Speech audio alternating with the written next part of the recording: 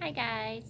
So today's book is kind of about Operation Christmas Child, and it's where you, if you don't know, where you pack a box and it goes to children in other countries that maybe their parents don't have money for Christmas gifts.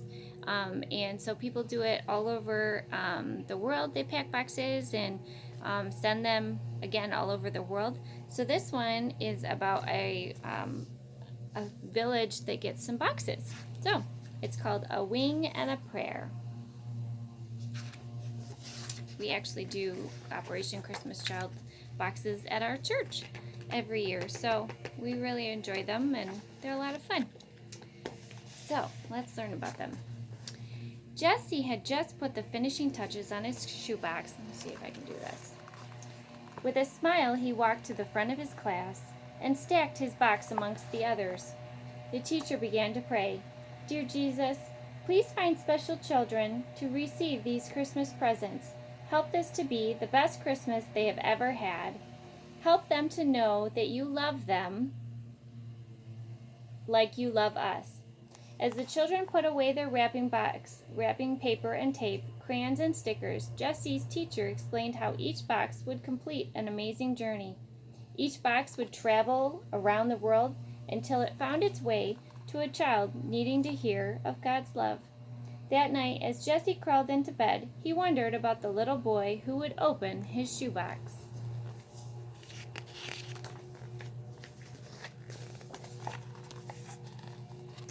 Raimundo, an 8-year-old boy, had no idea that Christmas was about to come to Alto Rijo. In his poor tiny village, they lay deep in the jungle. March was a hot and sticky time of year. Raimundo had never been anywhere else in the whole world, and rarely had anyone come to visit the isolated village. But Raimundo clearly remembered the day that Dr. Annie came from America. She brought medicine for the sick and even helped the villagers to learn English. The children taught her how to make round balls from the river mud, and she taught them how to play soccer with a ball she had given to them. For Raimundo, however, there was no fun in this village. He usually just watched the other children jump rope and play soccer. He missed his parents and feared that the men with the guns would return, the men who took away his parents.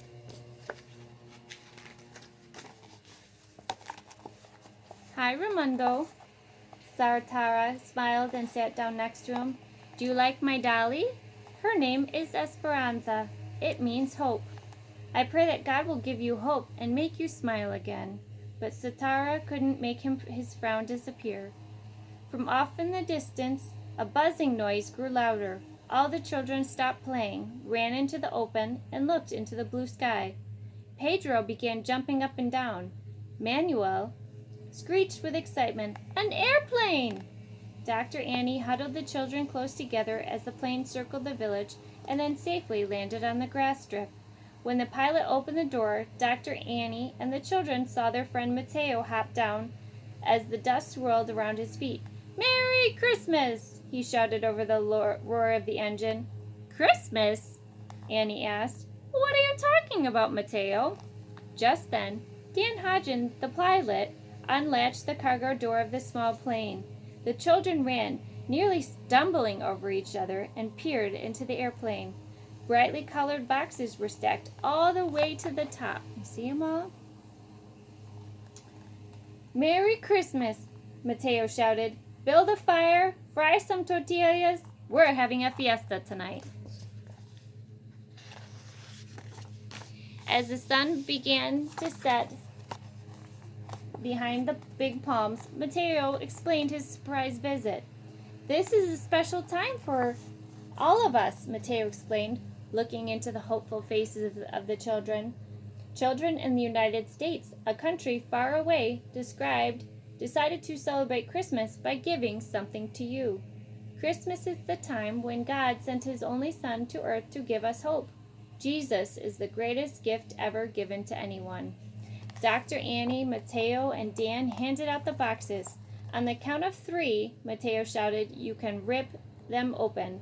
Uno, dos, tres.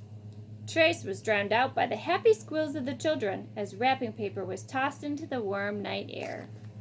They're getting all excited. What do you think's inside some of the boxes, huh? It can be all kinds of fun things. As the children played show and tell with their presents, Dan noticed a somber little boy sitting alone. Dan nudged Annie. What's with him? Annie looked up at Raimondo. His parents were killed in a village raid last year. He hasn't spoken since. Dan walked over to the dwindling pile of shoeboxes and picked up an oversized box marked Boy. Dan slowly approached Raimondo and held the box up for him. Raimondo just shook his head. No? Dan asked. Somebody very special packed this for you. Who knows? Maybe you'll make a new friend if you accept this gift. Raimondo turned away, his lip quivering. Dan raised the lid of the box and he whistled. Wow! With a little curiosity, Raimondo looked over. To his surprise, Dan was pumping up a soccer ball. He held out the ball until Raimondo reached for it. Now that wasn't so hard, was it? Dan asked with a smile. He held the box up. Why don't you see what else is in there? Raimondo carefully examined each of the items. A harmonica, a toy motorcycle, a bookmark with a Bible verse, a toothbrush. Dan began to show Raimondo all the things you should not do with a toothbrush. Comb your hair, scratch your back, and to Dan's surprise, the sad little boy's frown turned into a giggle. Aw, that's so nice of Dan. Finally, Raimondo reached into the box and pulled out a round object wrapped in string. He held it up to Dan and shrugged his shoulders. Amigo, that's a yo-yo, Dan answered. Here, let me show you how it works. Dan put his fingers in the loop and propelled it through the air. Raimondo's eyes widened. Dan handed the yo-yo to Raimondo, helping him place his finger through the string. The lesson was interrupted when they heard Annie call out, Dan, Raimondo, the tortillas are almost done. It's time to celebrate. As Raimondo put all the gifts back in the box, he saw an envelope. Raimondo grabbed it and shoved it into Dan's hand. Oh, Dan said, this is a letter to you. Dan slowly read each word to him. To my new friend, Merry Christmas. This shoebox is packed just for you. I live in an orphanage with lots of other kids, but I am going to live with a nice family soon. I hope you like all this stuff. I prayed that it would help make you happy. The yo-yo is my favorite. Mr. Peters, my new dad, said that the yo-yo is sort of like Jesus. He came to earth to save us, went up to heaven to make a home for us, and one day will return to earth to take us to heaven with him. He came and left and will come back again, just like the yo-yo. It's so much fun to have a new friend so far away. I'm praying for you. I'll check the mail every day looking for a letter from you. Your new friend, Jessie. P.S. Draw me a picture of you with the yo-yo. So there's the letter he wrote. It's a very nice letter, wasn't it? The morning after this celebration, Raimondo sat at the base of a banana tree. The sun rays, beaming through the branches, sparked the memories of Raimondo and his father. He remembered shimmying up the trunk of a tree and throwing bunches of bananas down to his padre. He wished for times like that again. Raimondo's thoughts were interrupted when Pedro pulled at his arm. I'll let you listen to my new CD player if you let us play with your soccer ball. Raimondo kicked the ball towards Pedro. Thanks, amigo. Pedro threw the ball to his friends, and Manuel kicked it so hard that it flew right past Raimondo. Raimondo took off, chasing the ball towards the lines of trees and shrubs just beyond the village. Annie rushed up behind Dan, breathless. Dan, stop him! We're afraid the men who attacked the village are camped just beyond those trees. If they see Raimondo... Raimondo! Dan shouted, stop! But Raimondo continued to chase the ball. Dan followed him. Just as Raimondo reached the ball, Dan grabbed him and slung him onto his shoulders. When they returned to the field where the children were playing, Raimondo couldn't believe his ears. Raimondo! Way to go! You saved your ball! They were all cheering for him. Raimondo smiled, holding the ball way up in the air before tossing it down to the children looking at him. Dr. Annie leaned into Dan. That was too close, she whispered. Later that day, Dr. Annie, Dan, and Mateo talked with the chief of the village. Annie sat down with the children and explained, "It is not safe for us to stay here. It's only a matter of time before the men who attacked the village come again. We need to leave this village quickly." As Raimondo gathered his things, he found the bookmark that Jessie had sent him in the box of surprises. Raimondo smiled and handed it to Dan. Would you help me read these words that Jessie sent to me?" With great surprise, Dan turned and looked at the boy. "Raimondo, you can talk?" He picked him up and swung him around. "Of course I will." Oh, he's talking now. After the plane was loaded and the villagers were safely on board, Dan brought the engine to a roar. The plane had been rumbling over the rocky ground, speeding faster and faster until the plane wheels were in the air. The villagers watched Alto Riso and the danger that surrounded it grow further and further away from them. As Dan directed the plane over a row of trees, he saw several men running towards the plane. "Stay down!" he yelled to his passengers. Raimondo heard a popping noise. As he peered through the windows, the men with guns were shooting at them and had hit a wing of the plane. Struggling, Dan regained control and tried to guide the plane to climb higher.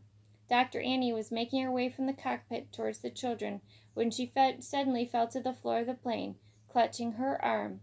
She had been hit. The children screamed, all but Raimondo.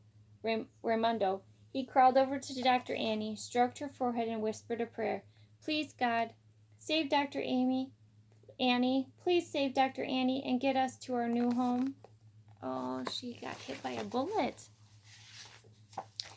The children peered through the windows as the trees became smaller. Raimondo looked up in the clouds and wondered if he was closer to God. Soon after, on one good wing and a whispered prayer, the small plane full of villagers glided home to safety. As they touched down, Dan called out, "Here we are, children, your new home." When the plane rolled to a stop, the villagers stepped out into Villa Palisada, meaning peaceful village.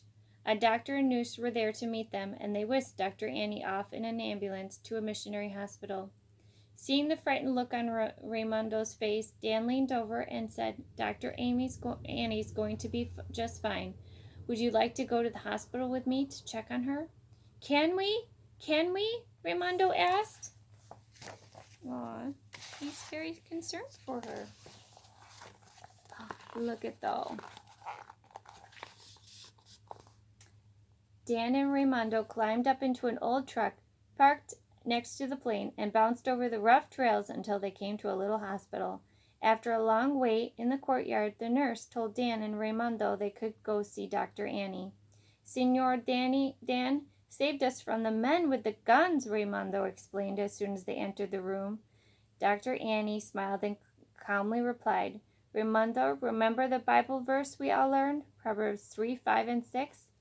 Trust in the Lord with all your heart, and he shall direct your paths." Jesus is with us, Raimondo. He is the one who saves.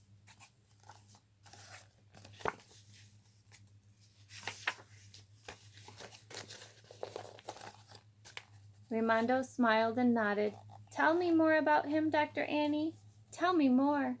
I want to know Jesus the way that you and Signor Dan do." Dr. Annie glanced at Dan through tearful eyes, knowing that God had answered their prayers. Dan looked up at Annie and then knelt down beside Raimondo. "If you believe in Jesus with all your heart, Raimondo, say this prayer with me.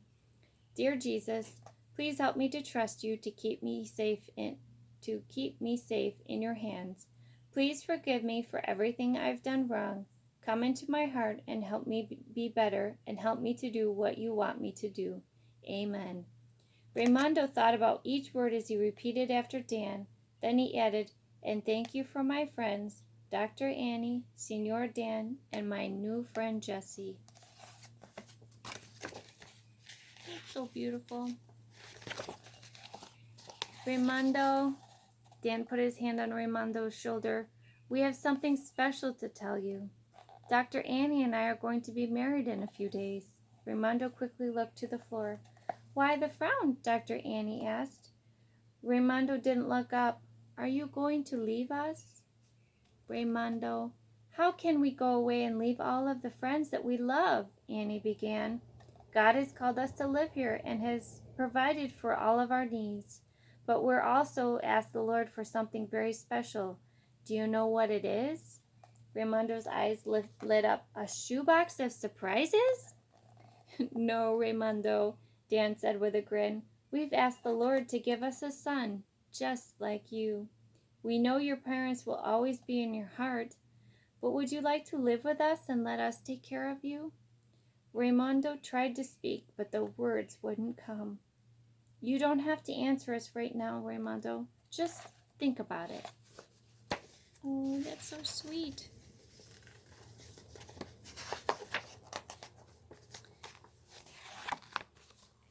There's a letter here. I'm going to read it. To my new friend Jessie, thank you for giving me the best Christmas ever. You gave me the most fun gifts and the best surprises. I'm sharing my soccer ball with Manuel and Pedro. And every time I spin my yo-yo, I think of how Jesus left heaven and came to earth to give me the best gift ever, then returned to heaven to make a home for me there someday. He came and went back, just like my yo-yo. And guess what else? Jesus gave me a new home, just like you. I live with Senor Dan and Dr. Annie in a safe village. I've learned that no matter where I am, Jesus will always keep me safe. I did what you asked and drew a picture of me with the yo-yo. Maybe we'll meet someday. Your new friend, Raimundo. P.S. I memorized the Bible verse. Here is one for you. There is a friend who sticks closer than a brother. Proverbs 18:24. Isn't it so nice? He got to learn about Jesus through his shoebox, and then God provided a safe place for him to live and a new family. So that was a wonderful story. I really liked that, and I hope you did too. And I will see you next time. I hope you have a wonderful day. Bye. I love you.